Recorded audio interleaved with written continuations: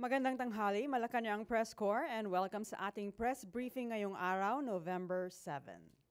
During the sectoral meeting led by President Ferdinand Marcos Jr. this morning, the National Economic and Development Authority and the Finance Department gave an update on the latest inflation figures, which was 4.9 in October, down from 6.1 in September.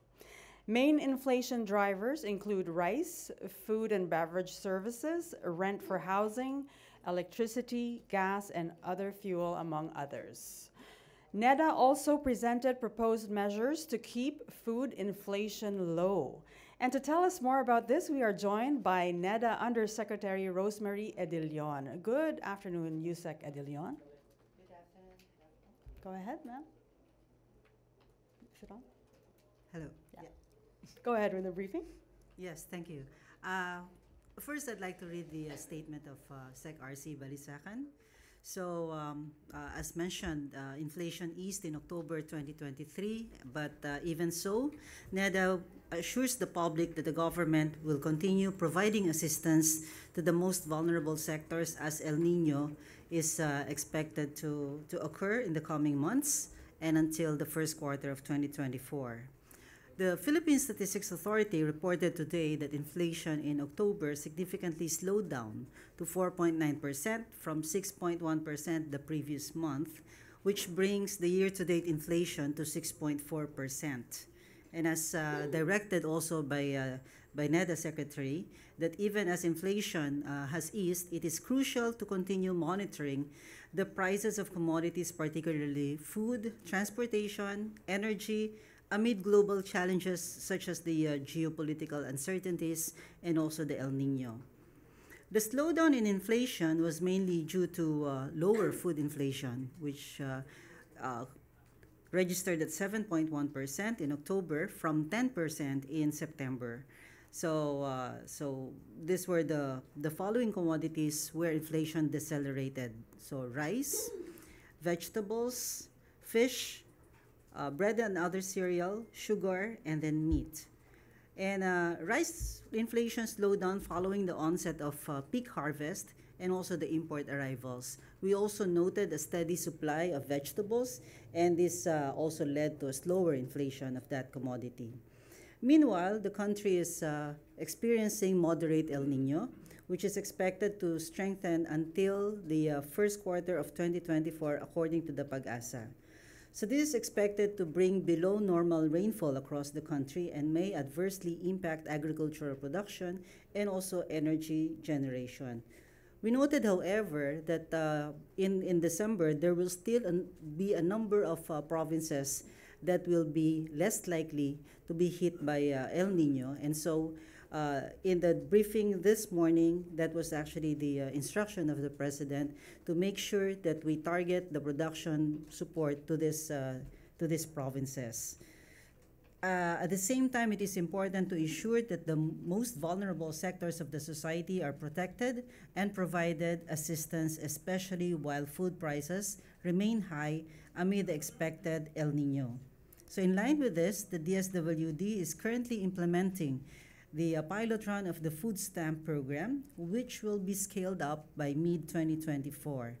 And the Economic Development Group is also recommending the extension of the reduced tariff rates for the most favored nation under Executive Order Number 10, Series of 2022, until the end of 2024, subject to a mid-year review.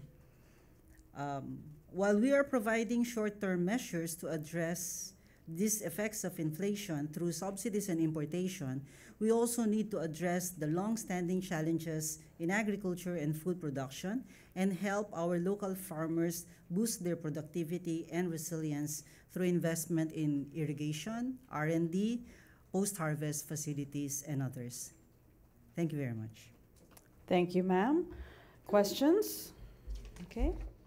Start with Harley Valbuena, DZME. Hi, good afternoon po. Yusek, do we expect na patuloy po yung pagbaba ng inflation rate natin in the upcoming months given that paparating na po yung Christmas season natin?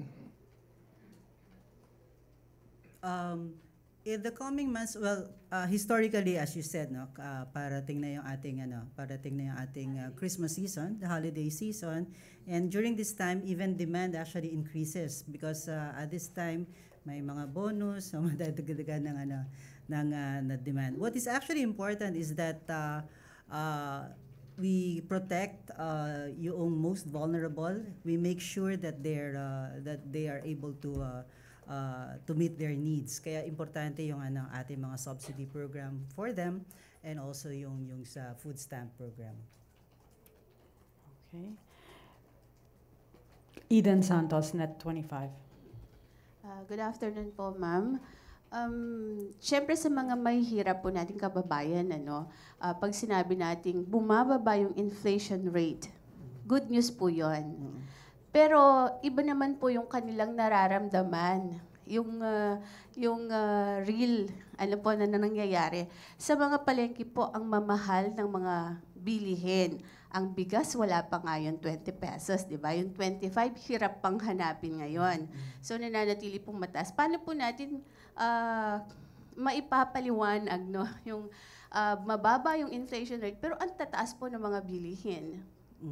Yung inflation rate kasi ay it's a year-on-year change, no? So compared to yung the same period last year, tapos tinitingnan din natin kung ano yung nangyari noong September. Noong September talagang mataas yung yung inflation rate natin noon, 6.1%. So ngayon, on average, tumaas ang bilihin, presyo ng bilihin, pero by 4.9% lang, medyo mas mababa kaysa noong September. Ang kailangan din kasi diyan is may karampatang increase in the incomes, no? So kaya dito papasok din dito yung mga programa to make sure that we increase the employability of our workers, we improve on their skills. Kaya talagang all of government approach talaga to, no? It's also about attracting the right kind of investments para mapababa natin yung cost of doing business para yung mga goods and services that are being produced, pwede din nila maibaba yung cost. So, ang daming kailangan na coordinated efforts para dito. Secretary, ibig sabihin po kung hindi pala nagawan din ng paraan ng gobyerno or naipatupad yung whole of government approach, baka mas tumaas pa, bumilis yung pagtaas ng presyo ng bilihin.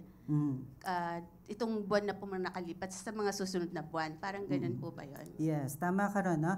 Kasi nakita rin natin, yung latest na labor force survey, yung results lalabas pa lang sa Thursday. Pero yung mga dati nating nakita na results ng labor force survey, actually bumababa ang ating unemployment rate. So, ibig sabihin, dumadami rin talaga yung nagkakaroon ng trabaho.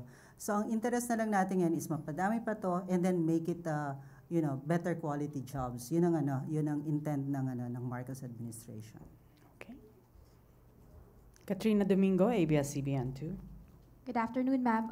You earlier mentioned that studies showed that there are certain provinces that are not likely to be affected by El Nino, less likely to be affected by El Nino. What are these provinces po? I don't have the list, no? Nandun lang sa map eh. Pero ang nakita namin sa mapa, yung mga nasa Mindanao provinces, some of those in the Visayas, hindi rin sila masyadong maapektuhan. But in any case, nasa nasa website ng Pag-asa tong mga maps na ito. Kaya ang nga namin, pati yung mga nasa eastern part of Luzon as well. Okay. Ma'am, you mentioned that the President's directive is to target these areas for further support. What kinds of support should they expect to receive and when will it start? When will it last? Ito yung mga production support. Actually, lagi namang may support. But this time, we want to target it to these provinces that will still experience normal rainfall, most probably, even as late as December.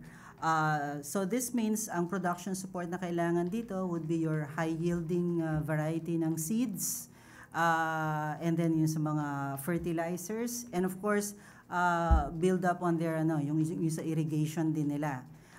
In the event na pagdating ng January, baka kailangan pa rin ng tubig, no? So kailangan maayos yung kanilang irrigation system. Now, in the other areas, that's not to say na in the other areas wala namang support. It will probably be the case na like what we did nung dati pa na nagkaroon ng El Nino, na in the other provinces, it will yung crops to be supported will be those na hindi masyadong water loving. Yon, kasi ang rice kasi water loving eh. Kailangan sa umpisa, 'di ba, flooded siya dapat. Pero merong ibang crops na hindi kailangan ng too much water, hindi kailangan ng water loving siya. So yun ang magiging support do sa ibang provinces. Ma'am, follow up. Do we have an exact figure as to how much the government will be allocating for the support of these provinces na medyo hindi maapektuhan ng El Nino? Right now, we don't have that figure, pero binigay na yung directive ni Presidente dun sa ating bagong DA Secretary, and ang kanyang promise is he will work on it right away. Maurice Umali, GMA7. Hi, good afternoon, ma'am. Will the danger of the escalation of the Israel-Hamas war have an impact in our current inflation and the possibility of retaining this slow inflation that we have right now? Yeah, we have actually done several scenarios na with respect to this Israel-Hamas war, and actually even World Bank has also done their calculations. Right now, the consensus is that it will be contained. Okay, that's the general consensus. But in the event that it escalates, again, very clear tayo sa priorities natin. Number one is to make sure that our OFWs there are safe, that we can bring them back safely. And then number two, kaya pinag-uusapan na rin, kailangan natin ng mga energy conservation measures, beginning with those in government, and at kung ano pang mga kasi ang magiging maapektuhan kaagad would be the fuel prices and then the energy prices. With respect to energy, marami na rin kasi mga energy power plants that and transmission projects na naka-schedule na to be completed either this year or early next year. So ang naging instruction ay to make sure na they will be on schedule. So if that's the case, then ma-maintain natin na limited yung magiging impact sa atin. But like I said, priority pa rin talaga natin yung safety ng mga OFWs natin. Ma'am, you also mentioned a while ago that what is important is there is a continuous assistance that will be given to vulnerable sectors, and food stamp programs will continue to be there. But will this be very helpful that that food stamp programs and assistance will, or the vulnerable sectors will continue to depend on these for the long term? We view this really as a temporary measure, no? Sa lahat naman ng assistance natin is really a temporary measure during those times of crisis, for instance.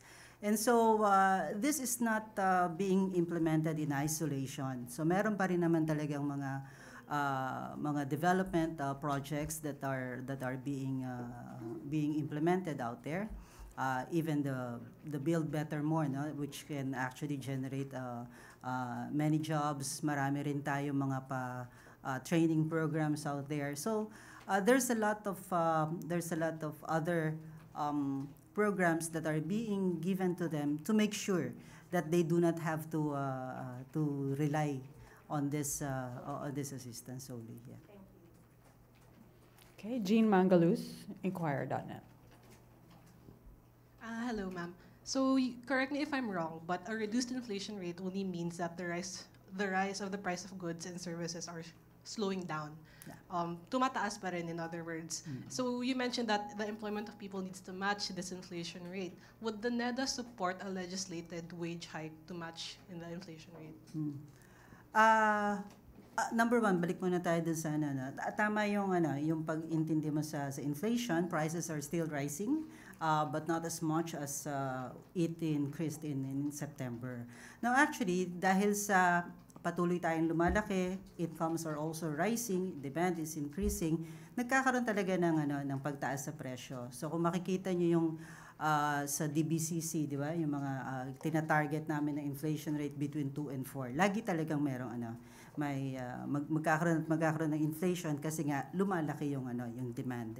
Now, in terms of yung pangalawa mo na tanong, yung on a legislated wage hike, we think that currently actually the wage setting mechanism is working. Kanina ni-report ni Sec. Laguesma that 11 actually of the regional wage boards have already issued yung mga wage increases, and all of these were decided by consensus. So ibig sabihin, hindi nagkaroon ng mga matitinding yung gano'n. So naging maayos yung usapan. So I think it's working right now. Because the regional wage boards, sila, as you know, it's composed of employers, employees, and then yung government. So mas alam nila yung sitwasyon sa region nila kasi you really have to balance the labor situation at saka yung mga the investment situation, the development that is planned to happen in that particular region. Mas alam nila dun sa baba. Okay, Eden again. Eden Santos. Yusek, kanina yung sa price of rice po, since itong mga sitwasyon po ito, patuloy pa rin naman yung pagtaas ng presyo ng mga bilhin, hindi nga lang ganun kabilis, gaya nung September. Yung pong pangako ng Pangulo na 20 pesos na kada kilo ng bigas, is it still possible? Sabi ng new DA Secretary, imposible pa sa ngayon. Batay po sa mga pag-aaral ng NEDA, kailan po ba pwede talagang masabi natin na yung presyo ng bigas na pangarap ng Pangulo para sa ating mga kababayan na 20 pesos kada kilo, eto na? Yung sinabi ni DA Secretary, actually mas alam nga niya yun. No? So talagang at this time, hindi pa talaga po pwede. Kanina nga, ang isang nabanggit niya ni Presidente, dapat kasi itong mga agricultural production natin, dapat commercial scale lahat para nun talagang magkaroon sila ng tama na investments, di ba? And then you have really all this R&D na makaka-sustain kasi malaki yung malaki yung pwedeng gumamit. And so I think that is the general direction that we will be going to. Kumbaga may economies of scale ka. So kung ganun, going forward, yes, we can attain that. Pero yun nga, ang marami pang kailangan mangyari muna. So with respect to improvements in R&D, yung irrigation natin. Sa ngayon, ang ginagawa natin is yung clustering of farms, farm consolidation para maging malalaki yung mga farm sizes. We should be able to replicate that all across the country. So is it possible or impossible before the end of his term? My sense is that it's an aspiration of the new DA Sec. Okay, yeah. Alvin Baltasar, PBS.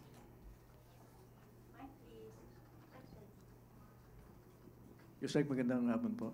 Yusek, we only have few days to go for this year. November na tayo Anong assessment natin as in terms of economic status ng Pilipinas for 2023? For 2023, actually NEDA is preparing what we call the Philippine Development Report, which essentially assesses yung naging accomplishments natin in terms of the outcomes versus the targets in the PDP. It's still not done. Pero kung titingnan namin in terms of laying the groundwork, kasi alam nyo, meron talaga tayong mga short-term interventions na parang mabilisang measures, parang halos sinasabi nga na iba parang band-aid, no? Pero at the same time, we are actually laying the groundwork for the more robust solutions. So kung ang titingnan namin is yung laying down the groundwork, we have actually been doing that. Marami na yung nagawa doon. So in terms of those things, and then also in terms of ang mas alam namin kasi yung mga macroeconomic indicators natin, then we're doing okay. Yung ating mga fiscal targets, deficit and debt targets natin, debt to GDP ratios natin, mga ganon, infrastructure to GDP ratios, we are actually on track. Okay. Go ahead. I don't see your name. Helen Corrales. No, Flores. Sorry. Helen Flores. Good afternoon po, Yusek. Just a clarification lang po. You mentioned about assistance to be provided to those who will be affected by El Nino. Is this part of the ongoing subsidy program of the government, or this is another budget for those you said will be affected by El Nino? Sa ngayon kasi it's still the ongoing na mga programa. But when kasi we expect yung severe El Nino to happen in January and February. So dun muna natin kumbaga tingnan natin 'yon. But like I said, right now as early as now we're preparing so that worst scenario will not happen. El Nino may happen pero may pagkain pa rin tayo. Yun yung gusto namin mangyari. And that is why we are preparing na nga as early as now. So this is cash assistance po for families or for the farmers only? Pwedeng cash assistance, pwedeng tulad ng mga dati kasi during the time of El Nino na hindi makapagtanim yung mga farmers, we actually nagko-converge ang DA and DOLE. Okay? And they actually implement yung tupad na ang ginagawa nila dyan actually is cleaning of the canals, irrigation canals.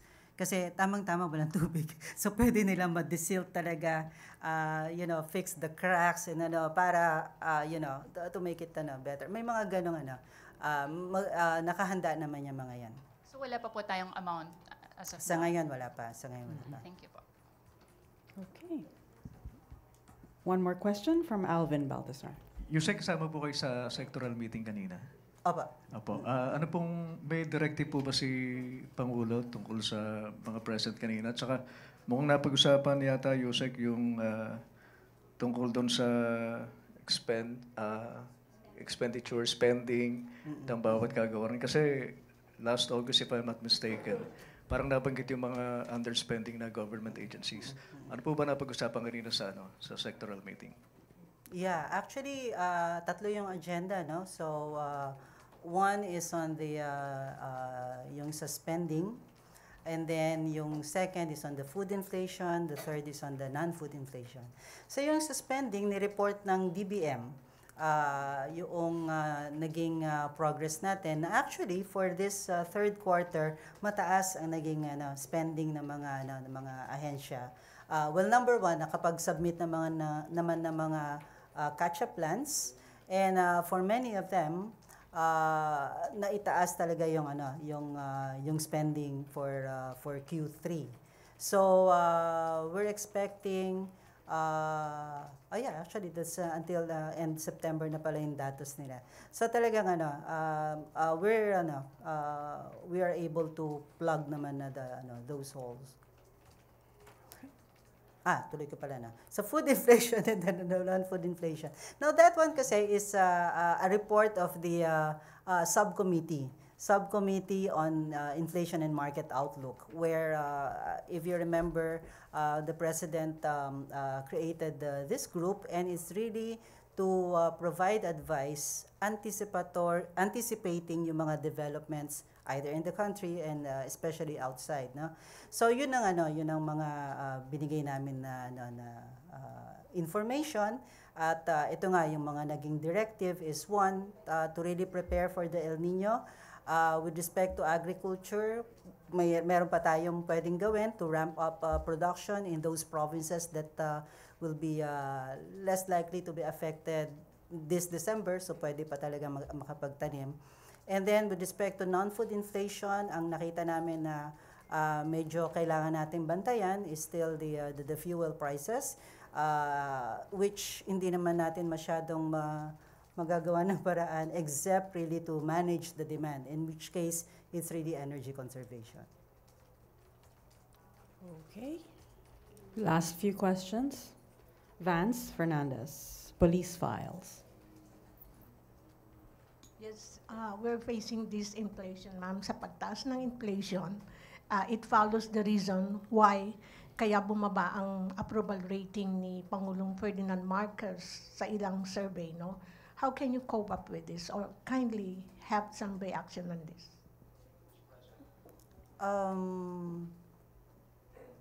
Actually, nananatili pa rin mataas yung rating, no? Kung titingnan natin kasi yung mga trend ng rating of previous officials, previous presidents, talagang after the honeymoon stage, medyo, di ba, medyo pababa kasi people build expectations, no? I think the important thing here is parang klaro naman si Presidente kung ano yung mga ine-expect ng taong bayan sa kanya, and we also have a plan. Very detailed yung ating Philippine Development Plan and the different sectoral plans. So I think down the road makikita rin ng mga tao naman yung result na. Also, Vance, the inflation drivers of inflation are mostly global in nature. It's not just unique to the Philippines. Lahat ng bansa ngayon ay is addressing inflation issues. So, okay, thank you. Katrina Domingo, ABS-CBN. Ma'am, a follow-up question. You mentioned na naka-catch up yung spending in the third quarter. What bolstered the spending of the agencies? What agency is seen as the most improved in terms of spending? CS. Ano pong ahensya yung pinaka nag-improve in terms of spending? Actually, the more competent agency to answer this is really DBM. So, ang natatandaan ko lang doon is DPWH. So, in terms of the capital spending, and then the SWD. We will release the details of that meeting in a little while. Okay? Last, Jean Mangalus. Hi, ma'am. You mentioned that there are the 4 Ps, so the poorest of the poor will be assisted. Will there be government measures for middle class income earners?